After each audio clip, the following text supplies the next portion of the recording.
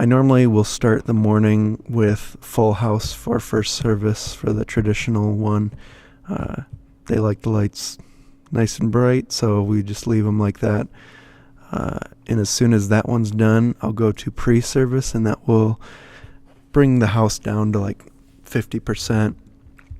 And I'll turn on some color, whatever matches with the announcement background video thing that's going on. So like right now it's probably a purple color. As soon as pre-service is done and the video clock hits 0, I'll pull up offering just so the stage lights will turn on with the house still on, and then the worship leader will kind of give a welcome most of the time and say, come stand up and sing with us and yada yada.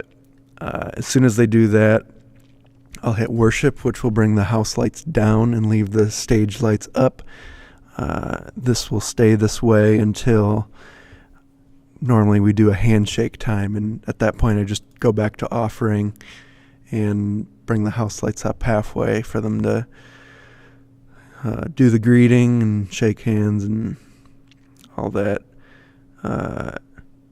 Go back to worship after that. Finish the songs until the host comes up. The host will just get the offering lights again, so we don't ever really bring the house lights up until after our transitional video.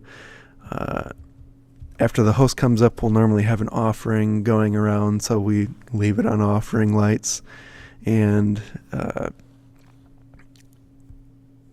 wait until that's done. And the worship leader will normally say, would you stand up and sing with us, once they see that the buckets are done being passed. And that's kind of our cue to go back into worship mode. So we'll just click worship lights again. At any point in time, you can change the color. I normally will match it with whatever video background is going.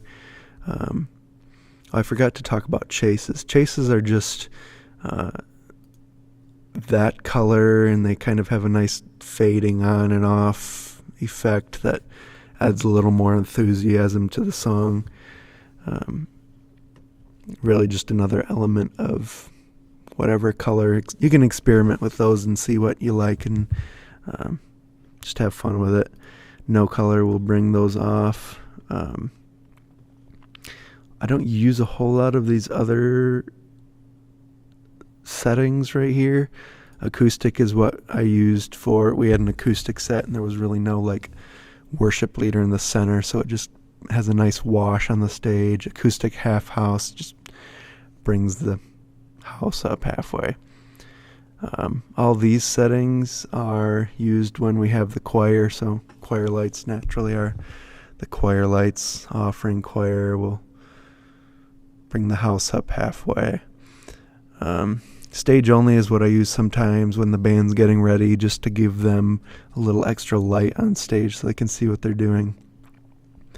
And then drama is what I normally use for a drama. It's just one side of the stage lit up a little bit. And then sometimes we have like a piano worship leader who isn't standing up in the center, and so we just give a different lighting look with that. As soon as the last song of the set is done, we'll hit blackout when the transitional video goes. And as soon as that's done, that will clear all the colors and lights and just everything. So it gives the worship team a chance to gather up all their stuff and get off stage and not make it distracting while Pastor Lou's trying to talk about something. As you can see right here, these are extra buttons that I kind of just use if I need some extra ability. If we need a spotlight on the right side, we don't normally need that, so I don't have it set up in one of these scenes, but if all of a sudden it pops up where we need a spotlight, we can click there, and that will pop up on top of anything that's on at that point in time. Blackout doesn't clear it. These are kind of just layered on top, and you'll have to manually manage those if they're needed. There's just some other things down here. This is a slider for the house lights to bring them up and down. I don't usually use them a whole lot, but this scene fade is just a dial for setting how long we want it to fade between scenes or colors and all that stuff. So I normally leave it around 2.5 or 3 seconds. You won't have to push, or you won't have to change anything there on any given day. That'll normally stay the same. But sometimes I'll put the lights into a cue list like this. I don't normally do that unless it gets pretty complicated, and then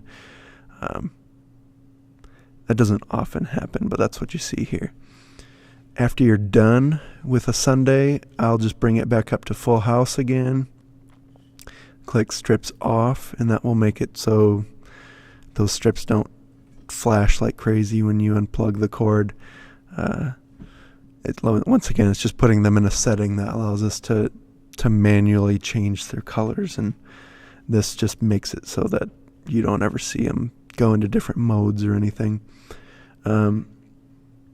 After you do that, you just unplug that cable that I showed you, and whatever setting is on downstairs will take over. And then click stop. Click yes to stop all the functions, and then just quit. And that's all there is to lighting. Let me know if you have any questions or if anything's not clear.